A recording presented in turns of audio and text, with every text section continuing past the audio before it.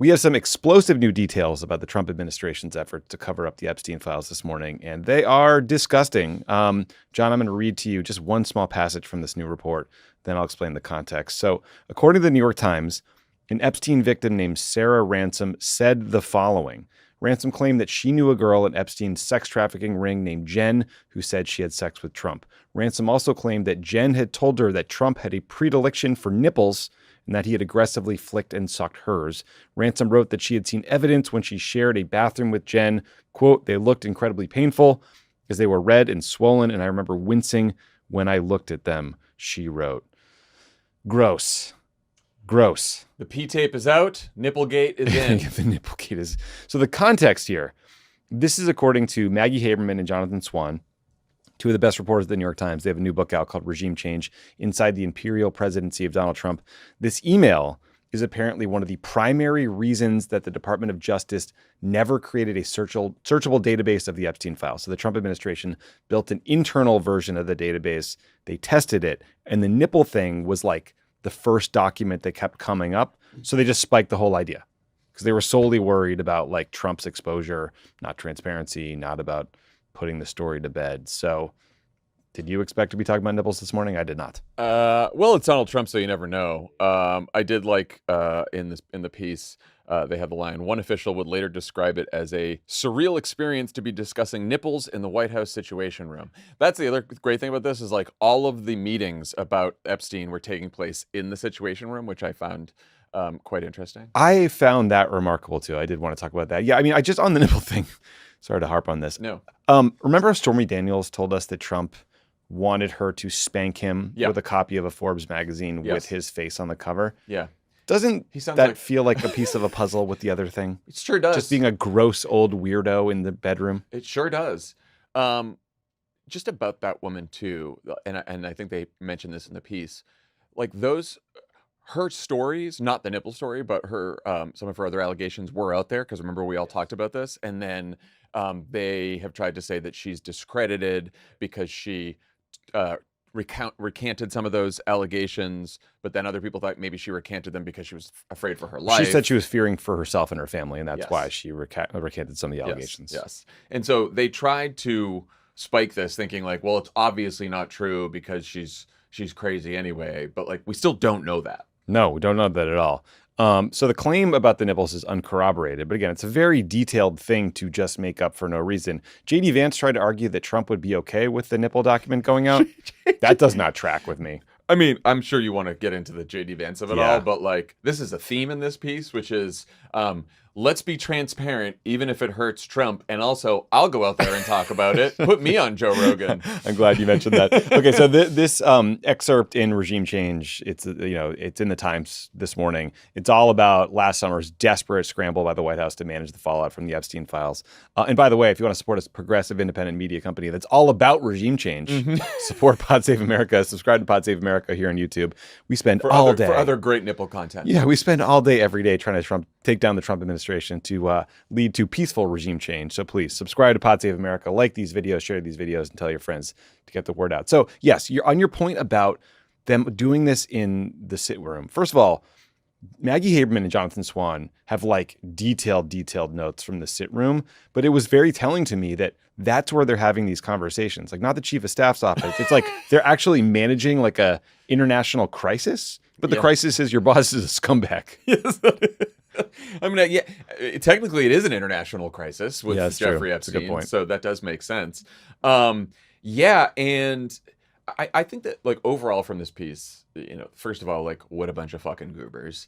Second, it is deeply satisfying that the members of the administration who are clearly most in touch with the MAGA base and saw the split coming and saw how upset that the MAGA base would be, J.D. Vance, Dan Bongino, Kash Patel, are now the most fucked by this because they have just ruined their credibility with the base, even though they did see this coming, and I am so satisfied. Yeah, and they just got on the Trump train. Specific to the sit room thing, they're in the Situation Room when the Wall Street Journal story posted that had the Trump doodle of the 8-year-old with no arms in his birthday note to Jeffrey Epstein with the pubic hair. Yes, and so I imagine my time in the sit room when like some, officious, sit room staffer would come in and pass a note that would be like, sir, the Israelis launched a counterstrike against Hezbollah. And instead it's like some dude just running in a fucking drawing of this creepy doodle from Trump. And they're all just reacting to it in real time. I had a question about that, which I was expecting more detail in the piece when I first read about the Wall Street Journal story, about like what really went on there, because they all maintain to this day that it's ridiculous that that's Donald Trump's signature and Donald Trump knew about that and Donald Trump did it. But there's all it says in the piece is that they got the piece. They were all like, oh shit. And they're like, quick, we got to just have a denial. Yeah, it just seems like they all do, that they were screwed, because there's sort of around that anecdote is another anecdote about where someone's like, well, let's just have the Department of Justice do a press conference. And one of the political staffers is like, okay, let me ask you 3 potential questions. And then they spike that idea, right? So it seems like the whole thing is an effort to protect Trump, knowing they have no good answers, because again, their boss is a giant scumbag. And I loved that Trump called the Wall Street Journal and talked to Emma Tucker, the editor, who is British, and practically shouting the president told her that she must, quote, hate America. That's the obvious conclusion I would take from this reporting. Ma'am, you hate America. And you think that's going to get this woman to do what you want, you absolute lunatic? Like, reporters are people too. Like, you can't be that mean to somebody. Just stepping on rakes. Yeah, left and right. All over the place. So you've mentioned how amazing the story is about J.D. Vance. I'm going to read you a couple passages. Let's discuss them. Yes. This is a direct quote from the piece. Some senior officials had the impression that Vance had bought into the darkest theories about Epstein and a cabal of predators hidden within the country's ruling class. Yeah, I guess he was so worried about the cabal that he decided to join it. Is that the takeaway here, John? And then the next line, Wiles would tell others that the vice president had proved himself to be a major conspiracy theorist. Yeah. Now, this is the second time we heard this from Susie Wiles. Remember when she talked to the guy who writes all the books on the chief staff of Vanity Fair, and she had said it then, and then it was like supposed to be denials about that. But clearly Susie Wiles has told multiple people and truly believes that J.D. Vance is a major conspiracy. Yeah, and usually he just fans the flames of the conspiracy, but in this case, he decided to join the effort to cover it up. I do love this running theme of Susie Wiles, like, as J.D. Vance's mom, right? She's scolding him for conspiracy theories. She's taking away his phone and his Twitter, telling him to stop tweeting in meetings. Also, Vance also fancies himself a communication strategist in this piece. Vance had also floated to colleagues an extraordinary PR gambit that the White House enlists Tucker Carlson to interview Epstein's longtime girlfriend and co-conspirator, Ghislaine Maxwell, in prison. Now, that would have been some content. That would have been good content. So what we learned was J.D. Vance was behind the let's interview Ghislaine Maxwell idea, but they were so scared of what might come out that they landed on Trump's personal attorney doing it. Remember, Todd Blanche was the one who went into the prison and did the interview. That is very telling. How about the fact that someone floated a pardon for her? If she could do that, and then everyone was like, that's a bad idea. But Stephen Chung, the communications director, his problem with it was pardoning Maxwell, a trafficker of young girls, would create a huge PR problem. I laughed so hard at that. First of all, thank you, Genius, for the insight. Way to nail that one, Steve.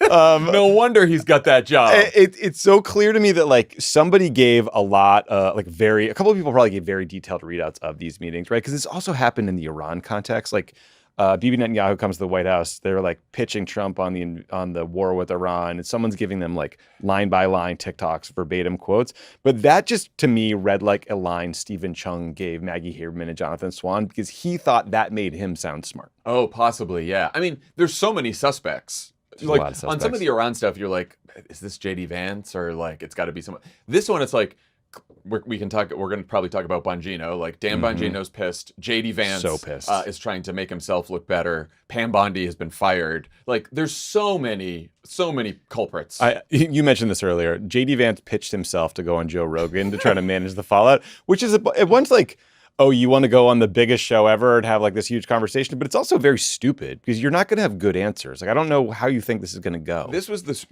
I thought an even dumber pitch than the let's have Tucker interview Ghislaine Maxwell, because first they tried to get Todd Blanche to go on Joe Rogan, right, and sort of talk about the files and what they were going to release and did and all that. And then Rogan was like, I'm not taking that fucking loser. No. I'm only taking J.D. Vance. And Vance was like, well, if I go on, he can only ask me some questions about Epstein, and the rest of the time I can talk about the president's agenda for working families. That is the most.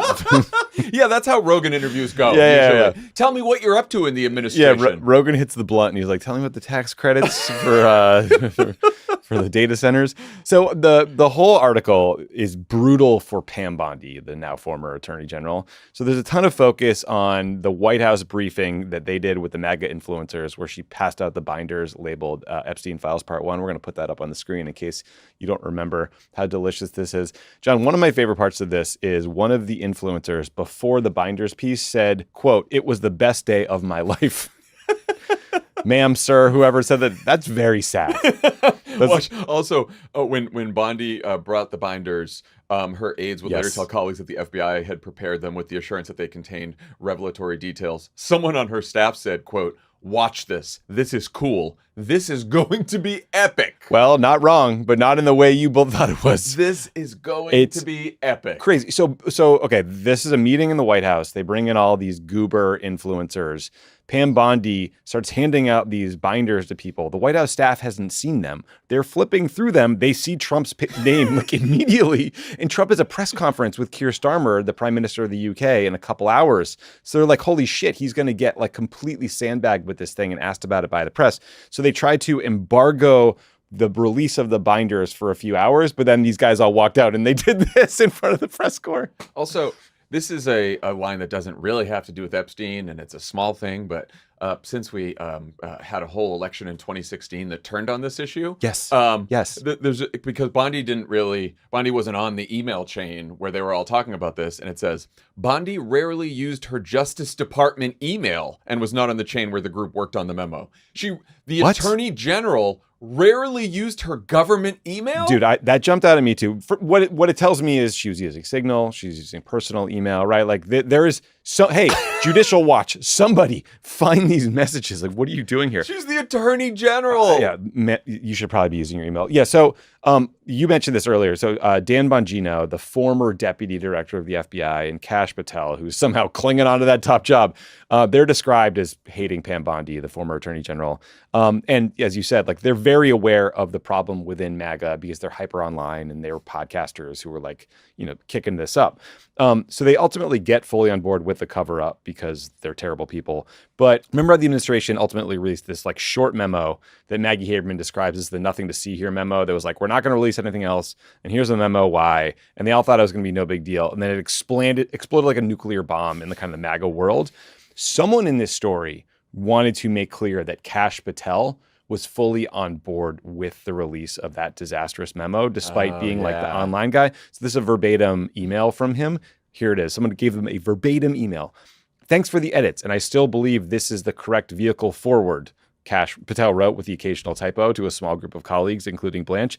I'm happy to add any additional sentences to compete the shortfall.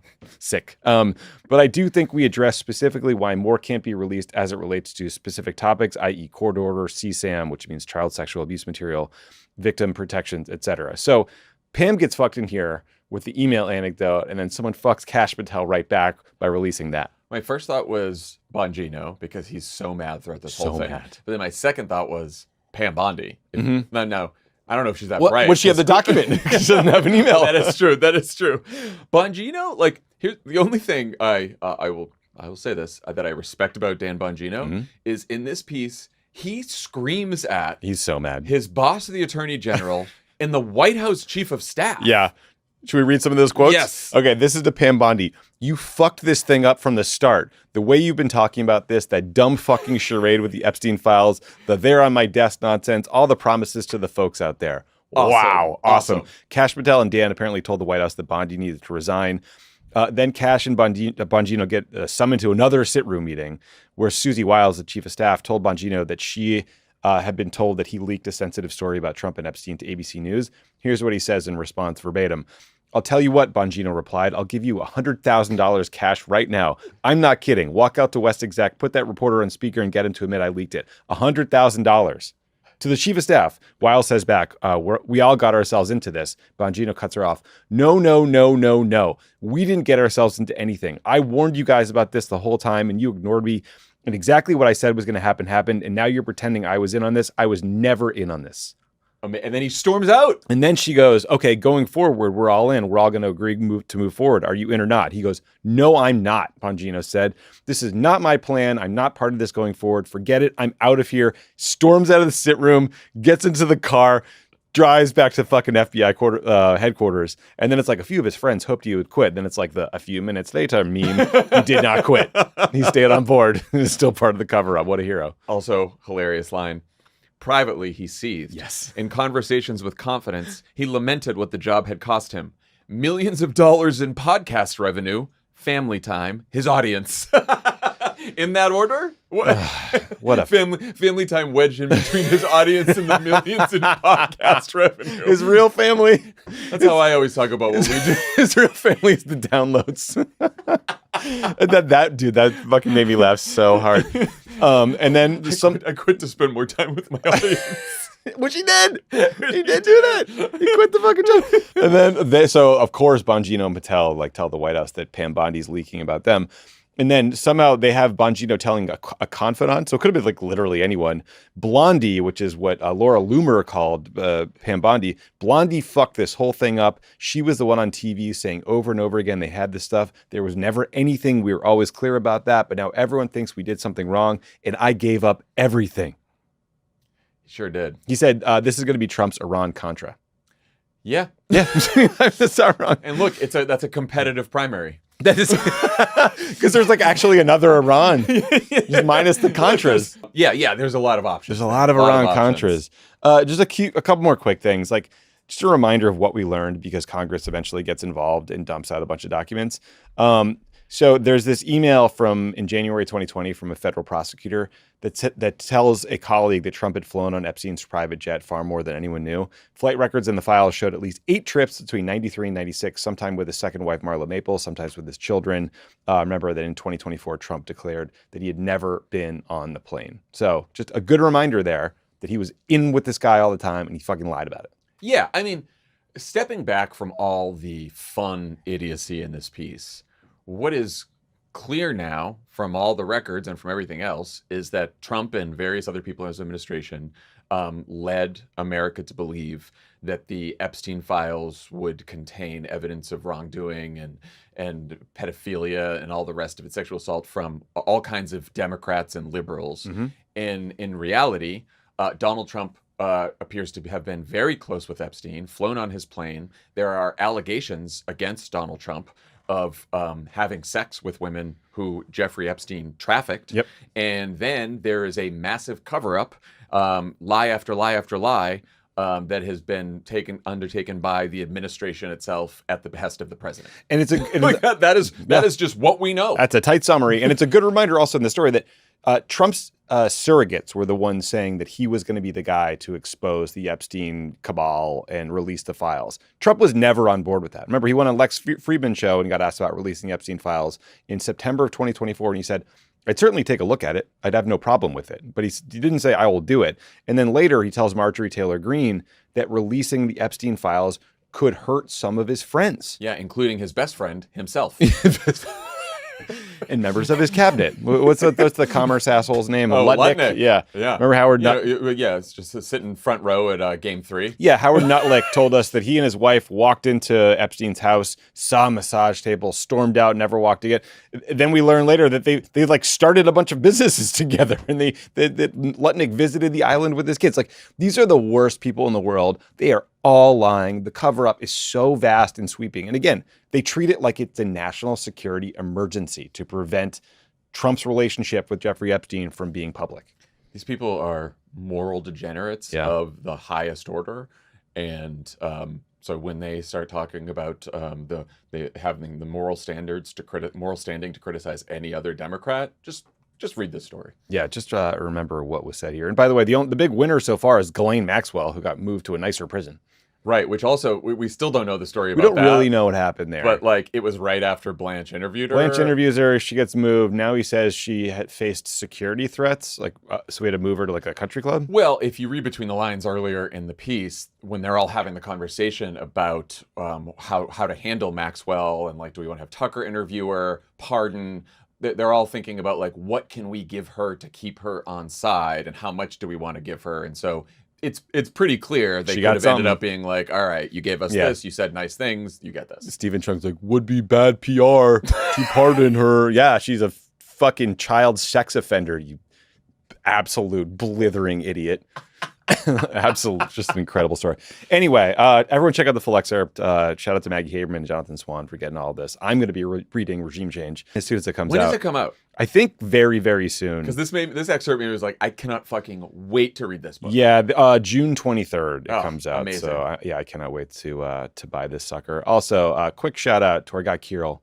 Kirill, in our team. I don't know, he's not in here, but he's Kirill Palaviv is has been one of our fearless producers. video Unbelievably producers. talented. Unbelievably talented. hilarious. He's sadly leaving us.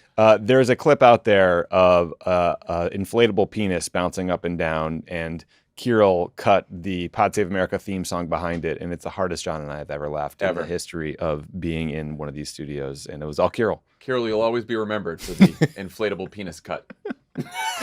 He's watching somewhere and be like, that's my thing you got? Anyway, we love you, man, and have fun in New York. Pod Save America is a Crooked Media production. Our show is produced by Austin Fisher, Saul Rubin, McKenna Roberts, and Farrah Safari, with Reed Cherlin, Elijah Cohn, and Adrian Hill. Our team includes Matt DeGroat, Ben Hefcoat, Jordan Cantor, Charlotte Landis, Kirill Palaviv, David Tolles, Mia Kelman, Ryan Young, and Naomi Single. Our staff is proudly unionized with the Writers Guild of America East.